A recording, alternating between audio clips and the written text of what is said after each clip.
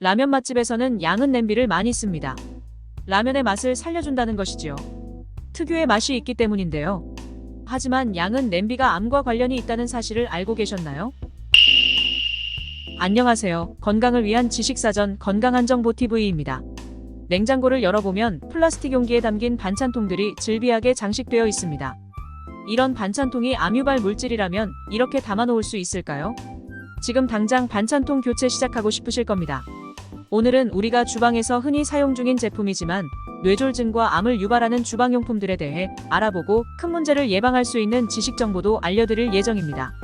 그 전에 이것저것 가리는 녀석들이 빨리 죽는다. 혹은 그냥 살던 대로 살아라. 하실 분은 돌아가기 누르시고 다른 동영상 보시길 추천드립니다. 건강한 정보 TV에서 나오는 정보는 현 시점까지 나온 사실 중 좀 더 건강에 유익한 정보를 알려드림을 목적으로 하는데요. 건강 얘기에 화만 나신다면 그 또한 건강에 유익하지 않으니 패스하시길 바랍니다. 무슨 말인지 아시죠? 그럼 각설하고 바로 시작합니다. 고고싱! 첫 번째는 플라스틱 용기인데요. 전자레인지에 플라스틱 용기 넣고 돌려본 적 있으신가요? 요즘 배달 음식을 많이 주문하고 음식이 도착한 후 전자레인지에 데우는 경우가 많습니다. 하지만 일부 플라스틱을 전자레인지에 가열하면 암을 유발할 수 있다는 사실을 알고 계셨나요? 특히 플라스틱 원가의 이유로 뚜껑과 음식 담는 용기가 다른 플라스틱 용기라는 것은 불편한 진실이죠. 플라스틱 종류는 화면에 표시된 것처럼 플라스틱 용기에도 표시되어 있습니다. 플라스틱 용기 중 2번인 고밀도 폴리에틸렌 HDP와 5번인 폴리프로필렌 PP는 전자레인지 사용이 가능합니다. 그러나 플라스틱 3, 6, 7을 사용하면 환경호르몬과 발암물질에 노출될 위험이 높아진답니다. 그럼 지금 배달음식을 시키신 분이 있다면 당장 확인해보세요. 배달용기가 오면 음식 부분은 PP 용기인데 뚜껑은 PET인지 아닌지를 확인해보세요. 만약 뚜껑을 확인했는데 PET라면 지금까지 안티몬 같은 발암물질을 먹고 있었다는 슬픈 현실입니다. 그런데 이렇게 하나하나 확인하는 것이 귀찮은 작업이지요. 그래서 되도록이면 뚜껑은 빼고 전자레인지에 돌리시면 문제 해결입니다. 참 쉽죠? 그런데 궁금하지 않으신가요? 플라스틱 용기를 전자레인지에 사용할 수 있는지, 어떻게 판단할 수 있는지? 요즘에는 좀 더 쉽게 표기해서 용기 라벨에는 전자레인지에 사용 가능한지 여부가 명시되어 있어야 하는데요. 같은 재질이라도 용기의 내열성과 내구성에 따라 전자레인지 사용 가능 여부가 영향을 받습니다. 결과적으로 재료 자체만으로 전자레인지에 사용할 수 있는지 여부를 판단할 수는 없다는 거죠. 불안하시다고요? 다행히도 우리나라에서는 점점 이런 플라스틱 규제들이 늘고 좀 더 안심하고 먹을 수 있게 변해가고 있는 추세이니 걱정은 넣어두셔도 됩니다. 자, 그럼 배달음식 남은 음식을 전자레인지에 넣기 전 플라스틱 용기에 전자레인지 사용 가능 표시가 있는지 확인하는 거 잊지 마세요. 두 번째는 프라이팬이 아니라 코팅이 벗겨진 프라이팬입니다. TV 프로에 나오는 맛집이나 백반기행 같은 곳에서 유명 연예인들 가서 찍는 곳 보면 이건 뭐 난리도 아닙니다. 맛집은 다 아주 작살난 냄비에 코팅이 다 벗겨진 찜소 쓰는 것 보면 맛집 기행인지 위생검열인지 하는 생각을 들게 하는데요. 주방에서 주력으로 쓰는 것이 후라이팬입니다. 하지만 후라이팬은 아무리 좋은 걸 써도 수명이 있답니다. 마치 반영구인 것처럼 쓰시면 안 되는 제품 중에 하나인데요. 코팅이 벗겨진 프라이팬을 부주의하게 사용하면 오히려 독이 될 수 있다는 사실 알고 계셨나요? 코팅이 벗겨진 프라이팬은 즉시 버리시는 걸 추천드립니다. 코팅이 벗겨진 사이로 알루미늄 등 금속 부품이 유출될 수 있기 때문인데요. 알루미늄은 몸에 잘 흡수되지 않지만 시간이 지나면서 쌓이면 신장과 뇌에 매우 좋지 않습니다. 또한 소화, 신진대사 및 에너지 흐름을 손상시켜 면역세포를 손상시킨답니다.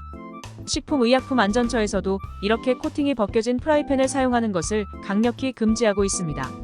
그렇다면 코팅된 프라이팬을 안전하게 활용하려면 어떻게 해야 할까요?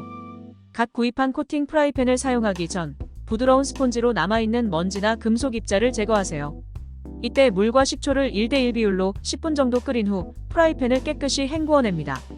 가열되고 철저하게 세척된 팬에 식용유를 3에서 4회 발라 론지 작업을 합니다. 코팅막을 입힌다 생각하시면 됩니다. 이렇게 잘 관리된 후라이팬이라도 코팅이 벗겨지면 아시죠? 바로 버리세요. 아끼다 똥 됩니다. 세 번째는 비닐랩인데요. 어머니들이 제일 자주 하는 방법이죠. 유리용기에 비닐랩을 싼 채로 가족들을 위해 따뜻하게 데워준다고 렌지에 돌립니다. 선의의 행동이 환경호르몬을 부르네요. 플라스틱 소재 중 하나인 비닐랩에는 환경호르몬이 존재합니다. 비닐이 가열되어 식품에 들어가면 환경 호르몬이 방출되어 암을 유발할 수 있습니다. 특히 비닐랩에 존재하는 DHP 환경 호르몬이 뇌졸중과 생식기능 장애를 유발할 수 있다는 사실은 잘 알려져 있는데요. 랩에 사용되는 폴리비닐 성분은 일반적으로 안정적이지만 가열하면 독성가스, 다이옥신, 발암물질 및 환경 호르몬을 방출하므로 전자레인지에서 조리하는 것은 피해야 합니다. 따라서 비닐 소재를 100도 이상으로 가열하거나 뜨거운 음식과 접촉하지 않도록 꼭 주의하세요. 네 번째는 스테인레스 스틸입니다. 냄비나 텀블러를 처음 맞이했을 때 기쁨도 잠시, 뭔가 손이 검게 변한다는 느낌을 받은 적이 있으신가요? 예, 맞습니다. 스테인레스 스틸로 만든 제품에서는 연마제를 사용한답니다. 특히 유광 스테인레스일 경우 그러합니다. 번득번득 빛나면 기분이 좋거든요. 이 연마제의 주성분은 탄화규소로 발암물질이 함유되어 있으므로 각별한 주의가 필요한데요. 국제암연구소에 의해 2A급 발암물질로 분류되어 있는 탄화규소는 흡입 시 뇌 손상 및 암을 일으킬 가능성이 매우 높으며 물이나 세제로 쉽게 제거되지 않습니다. 그래서 필요한 방법이 연마제 제거법인데요. 확실히 연마제를 제거하려면 베이킹소다와 식용유가 필요합니다. 연마제는 소수성이므로 식용유에 쉽게 부착됩니다. 그러니 행주나 키친타월에 식용유를 묻혀 스테인리스 표면을 깨끗이 닦아주세요. 특히 베이킹소다를 사용하면 더 깨끗하게 청소하는 데 도움이 됩니다. 물반과 베이킹소다 반을 섞은 용액으로 표면을 닦습니다. 집에 베이킹소다가 없다면 식초를 끓인 후 스테인리스 제품에 보관하는 것도 좋은 방법입니다. 다섯 번째, 알루미늄으로 만든 용기입니다. 라면 맛집에서는 양은 냄비를 많이 씁니다. 라면의 맛을 살려준다는 것이지요. 하지만 양은 냄비가 암과 관련이 있다는 사실을 알고 계셨나요? 여기서 잠깐 양은 냄비가 알루미늄으로 만들어진답니다. 알루미늄 얘기하다고 웬 양은 냄비 하냐 라는 분 계실까봐 말씀드렸네요. 본론으로 돌아와서 세계보건기구는 알루미늄 제품을 일군 발암물질로 분류했으며 독일 연구에 따르면 알루미늄 제품으로 조리된 음식을 장기간 섭취하면 치매나 암 발병 위험이 크게 증가하는 것으로 나타났습니다. 알루미늄은 체내에 계속 축적되면 암뿐만 아니라 알츠하이머성 치매, 파킨슨병, 알츠하이머병의 주요 원인이 되기도 하는데요. 다른 전형적인 증상으로는 메스꺼움, 설사, 구토 등이 있습니다. 그럼 쿠킹 호일 사용은 어떠냐고요? 몸에 안 좋아 보이지만 정말 몸에 안 좋습니다. 유럽식품 연구에 따르면 성인은 건강 문제에 위험 없이 먹을 수 있는 양은 체중 1kg당 최대 1mg의 알루미늄을 섭취를 이야기하는데요. 독일에서 방송 중 실시한 실험에서 쿠킹 호일에 산 아스파라거스를 몇 시간이 지난 후 확인해보니 아스파라거스 1kg에서 20mg 이상의 알루미늄이 발견되었습니다. 이는 체중 60kg인 성인의 7일간 1일 허용 섭취량의 3배가 넘는 양이었는데요. 게다가 음식을 굽기 위해 특히 냉동 삼겹살집에 가면 호일 위에 삼겹살을 올려주죠. 이는 건강에 매우 해롭답니다. 그 이유는 쿠킹 호일을 가열할 때 아세트알데히드, 포화지방산 등의 유해물질이 방출되기 때문입니다. 그럼에도 쿠킹 오일을 쓰는 이유가 있겠죠? 예, 맞습니다. 특유의 맛이 있기 때문입니다. 양은 냄비도 쿠킹 오일도 알루미늄의 무서운 중독의 맛이 있지요. 그럼에도 건강을 위해 나와야겠죠? 음식을 굽거나 끓일 때는 호일을 사용하는 것보다 오븐이나 전자레인지를 사용하는 것이 더 좋습니다. 여섯 번째는 나무조리기구인데요. 가족의 건강을 위해 친환경 목재 주방용품으로 바꾸는 분들이 많아지고 있습니다. 특히 무거운 쇠젓가락이 손목에 무리를 준다고 나무젓가락을 고집하시는 분들도 있더라고요. 그러나 전국의 주요 유통업체로부터 목재 조리기구를 수거한 결과 국내 생활환경조사에 따르면 인체에 유해한 물질이 몇 배나 더 많이 검출된 것으로 나타났습니다. 나무국자에는 특히 납을 비롯한 중금속이 검출되었을 뿐 아니라 나무조리기구의 절반 이상에서 발견되는 1급 발암물질인 유가 크롬도 검출되었습니다. 나무조리기구를 깨끗이 씻으면 되지 않냐고요? 안타깝게도 설거지를 할 때에도 나무숟가락이나 국자는 양념을 흡수하기 때문에 잘 닦이지 않습니다. 박테리아를 훨씬 더 빠르게 번식하는데 도움을 줄 뿐이죠.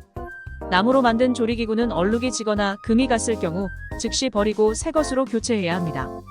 이보다 되도록이면 대체품으로 교체하시기를 바랍니다. 마지막으로 플라스틱 도마입니다. 식품을 자를 때 가장 많이 쓰는 것이 도마입니다. 당연히 자르면 긁힐 가능성이 높아지고요. 이러한 긁힘이 박테리아 천국이 되어 위생 문제가 발생할 수 있는데요. 의심할 여지 없이 도마를 씻으면 일부 박테리아를 제거할 수 있지만 애초에 박테리아가 자랄 가능성이 있다면 이를 피하는 것이 좋습니다.